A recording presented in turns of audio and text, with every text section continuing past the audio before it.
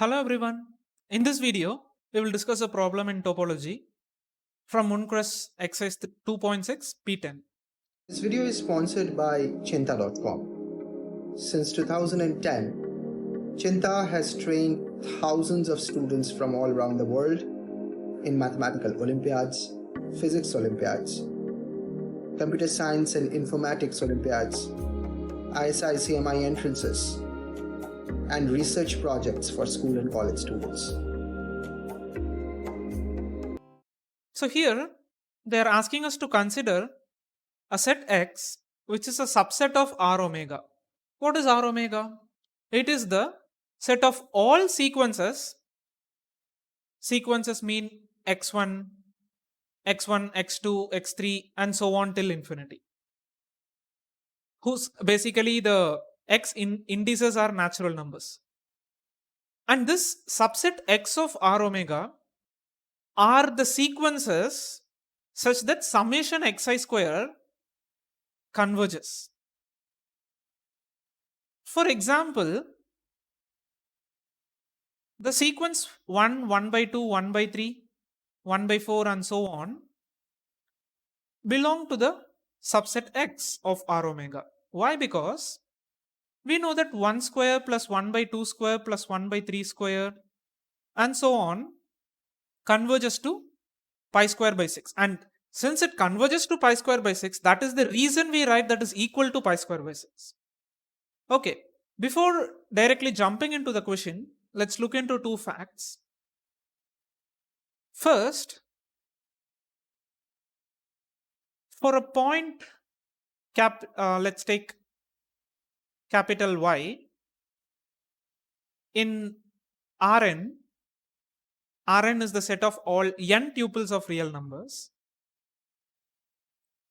The norm of the point Y, the nth norm of point Y is defined to be y1 square plus y2 square till yn square whole power 1 by 2. Here, capital Y, the point capital Y is nothing but the tuple y1, y2 till yn. Right? So, why are we defining this? It is because the Euclidean distance between 2 points of Rn is defined to be x minus y1 the whole square till xn minus yn the whole square, the whole power 1 by 2, which is nothing but norm of x minus y, the nth norm of x minus y, right? So that's the relation between norm and Euclidean distance. So the fact that we are going to look into is that about the triangular inequality. The triangular inequality states that the sum of distances between two pairs of points is greater than the third pair, the distance of the third pair of points, the nth norm, which can be written as the nth norm. So it is actually a result in the norms, that is norm of a plus b is greater than or equal to norm a plus b. Norm of a plus norm of b is greater than or equal to norm of a plus b. But we will not go into the proof of this. But this is how we have that the triangular inequality of Euclidean distance is valid for any nth dimensional real space. Now, the second fact that I want to stress here is that about sequences. Let's call this to be the fact 1. So about sequences, suppose consider Sn, where n in natural numbers is a bounded sequence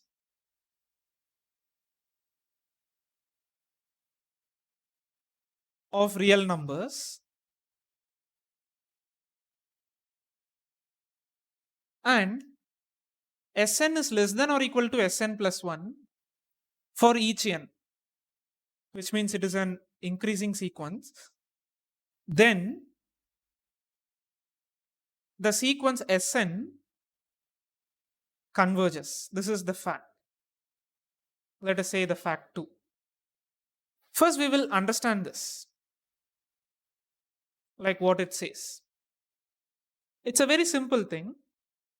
Suppose if you have a real line, and let us consider the sequence S1, and since it is increasing, Sn is less than or equal to Sn plus 1, right? So let us consider an increasing sequence, and suppose S6 can be equal to S5 and S7 and so on, and it is a bounded sequence. What does it mean? It means that all the Sn values is less than or equal to m for all n in natural numbers. Also, it is bounded from below. Let us say small m. That's what we mean by bounded sequence. That Sn is between small m and capital M for all n, for all index. So even if you take some random S2023, it is less than m, and so on. Now, coming to the proof of this statement that the sequence Sn converges. What is it to me? What is it to say that some sequence converges? It is easy. Suppose say that a sequence converges to the point L, then that means for whatever open interval you take or open set around L you take, let's say L minus delta to L plus delta, that is the open interval around L, there will be a capital N in the set of natural numbers such that Si belong to the elements of the sequence Si belong to this interval for all I greater than or equal to capital N. That is, let us say capital N is 20, then S20 will be here, S21, S22, all the way. All the values greater than 20 will be in that interval. So this should be true for any delta greater than 0. We will prove that happens here. Why that should happen? Because consider the sequence as a set. Suppose let's take the T, which has the set, has its elements as Si, where Si belong to the sequence Sn. So the collection of all elements of the sequence. Now this is bounded above, right? It is all the values are less than or equal to m. And since the set of real numbers has the least upper bound property, and since the set T is bounded above by m, then there exist small t in real numbers, which is the least upper bound of the set T. This is from the least upper bound property of the set of real numbers. Now, I claim that the sequence Sn converges to T, because if you take a closer look at the point T and take any open interval T minus epsilon to T plus epsilon, then there exists an element from the sequence Sn inside this interval T minus epsilon to T plus epsilon. Because if there do not exist any sequence element, then I would just say that T minus epsilon by 2 is an upper bound for the set T, right? because there is no element s here. It is an upper bound for the set of the sequences t, right? But that is a contradiction because I know that t is the smallest upper bound, the least upper bound. So hence there must be an element s. Let's say s59. And since s is an increasing sequence, all the s index greater than 59 must be present in this interval. So can I say that Si belong to this interval for all I greater than or equal to 59, right? And this is what we mean by converges, right? A sequence converges to point t. Because I took epsilon to be arbitrary. For any epsilon greater than 0, I can find such a index 59 here. If you change the value of epsilon, accordingly you will get some other index. So hence it converges to t. And hence the sequence converges. Let us now use this fact to solve the subdivision A. So they are giving us that if x and y belong to x, show that if x and y, x comma y belong to the subset capital X. We know that x is a subset of Rw, or you can think capital X to be the set of all sequences of real numbers such that summation xi square converges. So we have that summation xi square, let's say it converges to some value, let's say t1, and summation yi square converges to t2, where y1, y2, y3, and so on is the tuple of y. If this is true, then we are supposed to prove that summation mod xi yi converges. So it is simple because let us consider the sequence to be Si, suppose the summation, or let us take Sm, summation 1 I from 1 to m mod xi yi, xi yi. Let's take this to be the sequence Sm, and I have to prove that Sm converges. So I restate this to be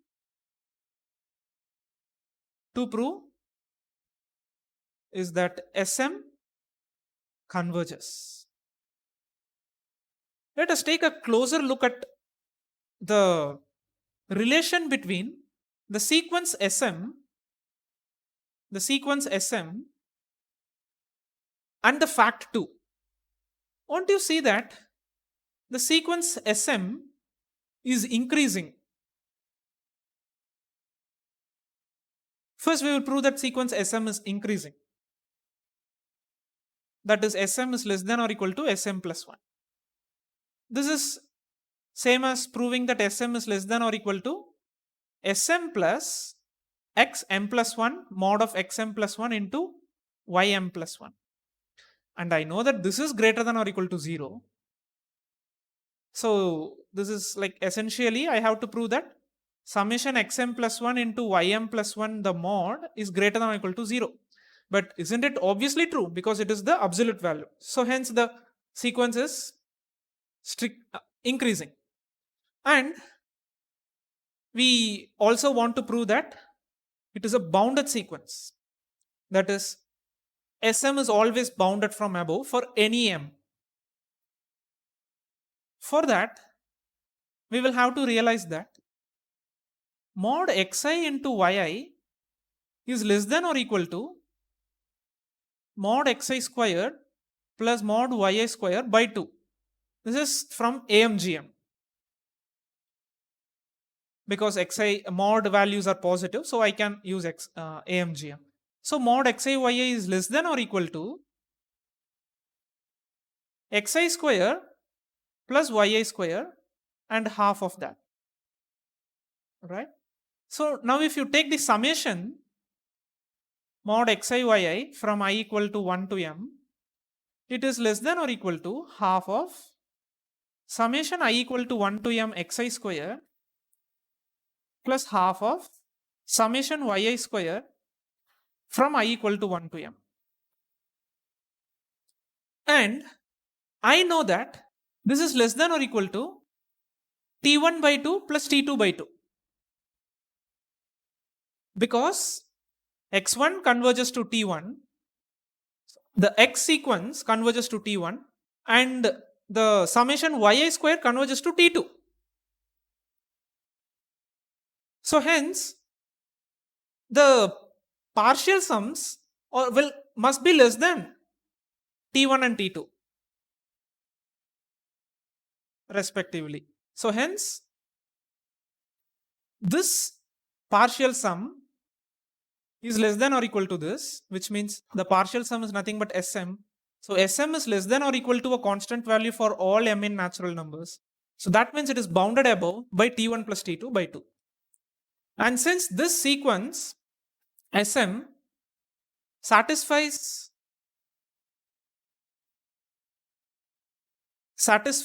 the fact 2, and that implies satisfies f2, and that implies the sequence Sm converges. We don't know to which value it exactly converges, but it converges for sure. To be precise, it will converge to its least upper bound. Let's go to the B subdivision. B subdivision is fairly simple.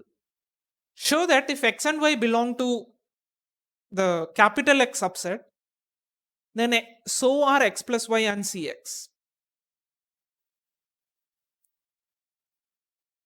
If x comma y belong to the set of all sequences for which summation xi square converges, then you have to prove that x plus y and cx belong to capital X. What is C? C means it is a scalar. It belongs to real number. Right? Cx is defined to be cx1, comma cx2 and cx3 and so on. Okay, first let's prove that x plus y belong to capital X. If you take a closer look at x plus y, it is basically the tuple x1 plus y1, comma x2 plus y2 and so on, and it just goes on. So if you consider for it to belong to capital X, we will have to concentrate on summation xi plus yi the whole square from I equal to 1 to infinity, whether this converges.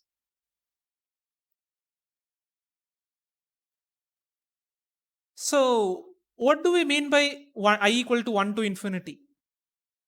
What does that mean actually?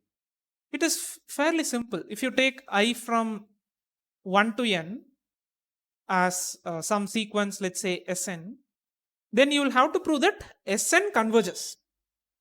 That is same as saying that summation I from 1 to infinity exists. So we will have to prove that the sequence Sn converges. Sequence Sn converges. Let us try and see. Suppose expand this.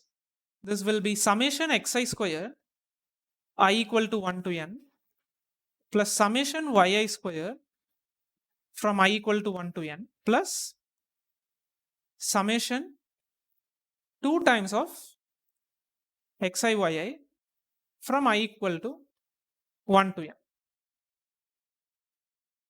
We know that summation xi square converges, and let us take that value to be t1, and we also know that summation yi square converges. Let us take it to be t2, and from the subdivision A we know that summation mod xi yi converges. And remember, if summation of let's say a sequence alpha I, summation alpha I converges, mod alpha I converges, then summation alpha I will also converge. It is because that alpha is less than or equal to mod alpha I. You can, there is a little bit intricate proof for this. You can check that out. But we will take that xi yi converges. But it is true because mod xi yi converges by the part A. Let us say it converges to T3. So I will write this sum as 2 plus summation xi yi from I equal to 1 to n. Now I claim that Sn converges to T1 plus T2 plus 2T3. Let us try to look into this fact. So what will I have to prove? Around this T1 plus T2 plus 2T3,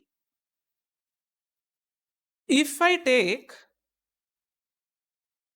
an epsilon open interval, let's take this minus epsilon and this plus epsilon, I will be able to find a index I such that Si belong to, let us consider this value to be just t. Then this is t minus epsilon and t plus epsilon. And this is equal to t. Then Si belong to t minus epsilon to t plus epsilon. For all I greater than or equal to capital N. So you are supposed to give me such a value of capital N, right? For any epsilon. So consider an epsilon open interval, arbitrary epsilon open interval. Now since each of these value converges, let us take a open interval of length epsilon by 4, t1 minus epsilon by 4 and t1 plus epsilon by 4. Similarly for this sequence you take t2 minus epsilon by 4 and t2 plus epsilon by 4. Similarly for the other two you take t3 minus epsilon by 4 and t3 plus epsilon by 4. Let us consider the n1 value for this. N1 means the all index greater than or equal to n1 belongs to this interval.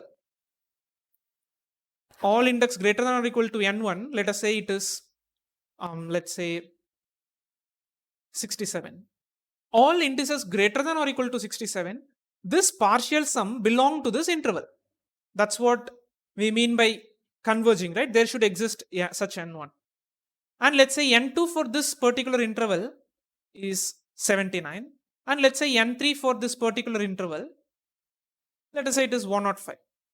Now take capital N to be the maximum of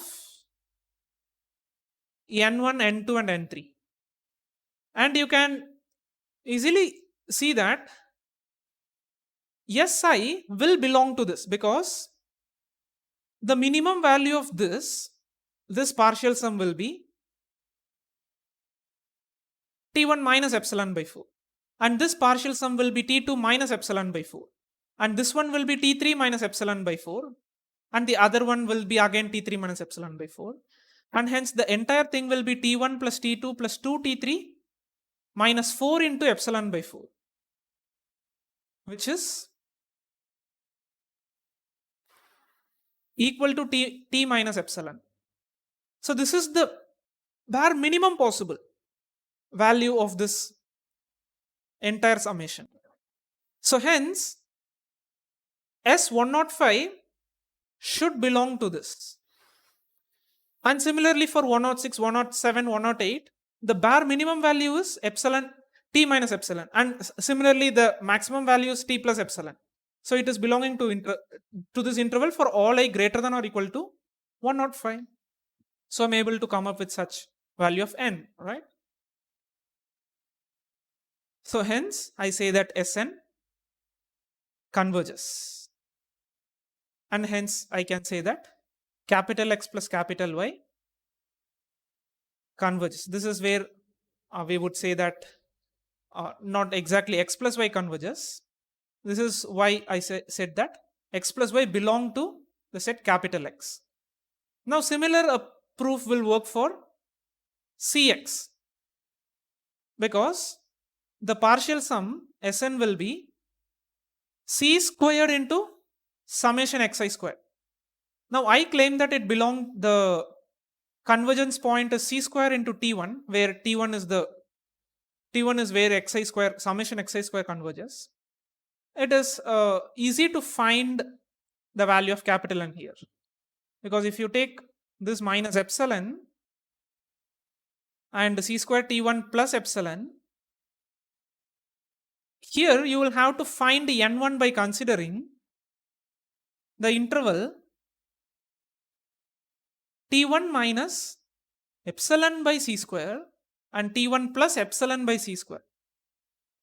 So that after the multiplication of C square with it, it will be greater than C square into T1 minus epsilon and less than C square T1 plus epsilon, basically in that interval. Let us say that N1 value is 200. So I can say that Si belong to C square T1 minus epsilon to C square T1 plus epsilon for all I greater than or equal to 200. And that imply Cx belong to T. Why? Because Sn converges. Since Sn converges, please remember, you should not prove that Cx converges. That does not make sense. We have to prove that Sn converges, the partial sum of squares. Let us come to the C subdivision now. It says that this will be a well-defined metric on X. Let's realize that. It says that d of x comma y equals summation I equal to infinity, I equal to 1 to infinity, xi minus yi the whole square, whole power 1 by 2, right? Now what does it mean to say summation 1 to infinity? Because in adding infinite things at a time does not make sense, right? It means the same thing. You define the partial sums, summation xi minus yi the whole square from I equal to 1 to n, this whole power 1 by 2. And we have to prove that Sn converges, right? And since we have already proved that if y converges, if y belong to T, not y converges, if suppose y belong to T, capital X, then any constant into y belong to capital X. Let's multiply minus 1. So minus y belong to capital X, right? And x also belong to capital X. That is that's our assumption in the question. So hence the addition of these two belong to capital X. And that imply x minus y belong to capital X. And x minus y is nothing but the value to which x minus y converges is nothing but d squared, right? This is the value to which x minus y, when taken the partial sum square, converges. And that convergence taken whole power 1 by 2 will also be a valid definition. So hence D is well defined. But to prove that D is a well defined metric, we will have to prove the first case, that is, if d of x comma y is greater than or equal to 0 and equality holds even only if x is equal to y. Obviously it is positive because positive numbers are added, so it will converge to a positive number, and hence whole power 1 by 2 will be a positive number. But when will it be equal to 0? Suppose consider this partial sums. Do not take the sum infinite times. That do not make sense. Let us consider the partial sums x1 minus y1 the whole square plus x2 minus y2 the whole square till xn minus yn the whole square.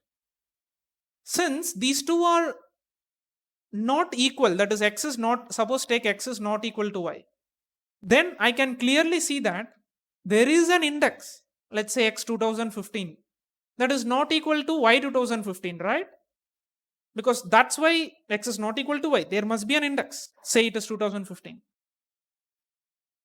Then if you consider s 2015, it will strictly be greater than 0 because it contains x 2015 minus y 2015, which is greater than 0.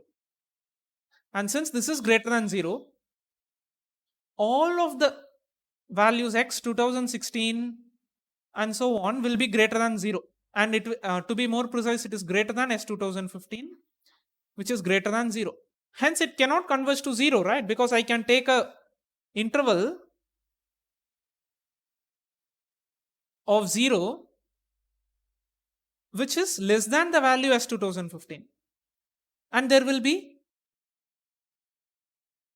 no, I cannot come up with a value of capital N for which all the index greater than capital N belongs to this interval. So it do not converges to 0. Hence if x not equal to y, that imply d of x comma y is strictly greater than 0. Now coming to the second condition for a metric, d of x comma y equals d of y comma x. And this is true, right? Because since xi minus yi the whole square equals yi minus xi the whole square for each I. And hence the sequence Sn is the same. That means both of them, two same sequence converges to the same point. So they are the same. Now coming to the third condition, that is the triangular inequality, that requires the fact 1. D of x comma y plus d of y comma z is greater than or equal to d of x comma z. So we will have to prove that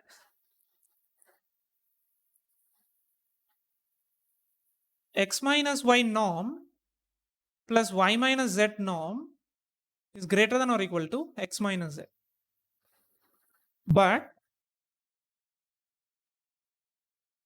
we know that the norm is only defined for a natural number n, right? But remember, these distances are not norm. They are extended till infinity. They are a limit value. They are limit value of this norm. They are not exactly this norm. So how will I prove that the limit value of these two is greater than or equal to this? It is simple. Suppose take that. I know that, but I know that. Let us take the sequences, the norm x minus y sequence for each n to be, let's say Sn, and this corresponding sequence to be, let's say An, or let us take this to be An, and this to be Bn, and this to be Cn. I know that An plus Bn is greater than or equal to Cn for all n in natural numbers. But the question is, will it be true for the limit value to which An converges and the limit value to which Bn converges? That is, limit An for n tends to infinity plus limit n tends to infinity Bn, is it greater than or equal to limit n tends to infinity Cn? That is the question. So suppose for contradictory, let us consider these values, the limit values to be Ta, Tb and Tc. And for contradictory, suppose assume that Tc is greater than or equal to, Tc is greater than Ta plus Tb. We will prove that this is not possible, so that Ta plus Tb is greater than or equal to Tc. Suppose that Tc is greater than Ta plus Tb in the real line, like this. So I can find an open interval because this is a real, the set of real numbers is a Hausdorff space. I can find the disjoint open intervals like this, containing TC and TA plus TB respectively. Then I know that there exists capital N1, suppose, such that all index greater than N1 of AN plus BN, the sequence AN plus BN, will be present here. Let us take N1 is 2030. And similarly, all indexes greater than, let's say this is 2050, greater than 2050 will be present in this open interval of Cn. Hence, I can clearly see that C2051 is greater than or equal to A2051 plus B2051, which is not possible because I know that this is true. Remember, this is the statement to be proved, but I know that this is true by the fact 1. By fact 1. So hence, this is a contradiction. Sorry, this is strictly greater than. So this is not possible. Not possible. And hence, their limit value TC will always be less than or equal to TA plus TB. And that says that capital D follows triangular inequality, and hence D is a well-defined metric. Well-defined metric, not in R omega, in subset X of R omega. Because we know that summation xi square and yi square has to converge so that this value dx, this value x minus y belong to x, so as to that the norm exists. Okay, I will stop here. We will soon discuss more interesting problems. Thank you. Cheenta programs are designed for students who are passionate about mathematics, and they are personalized with one-on-one training, individual evaluation, and remedial sessions. The reason Cheenta students are successful over the last 10 years because they are taught by mathematicians and real Olympiads from leading universities in India, United States, and Europe. Some of our students come back to teach at Cheenta from Oxford, Cambridge, Harvard, MIT, UCLA, ISI, CMI, IITs, TIFR, and IISc. For more information, visit cheenta.com.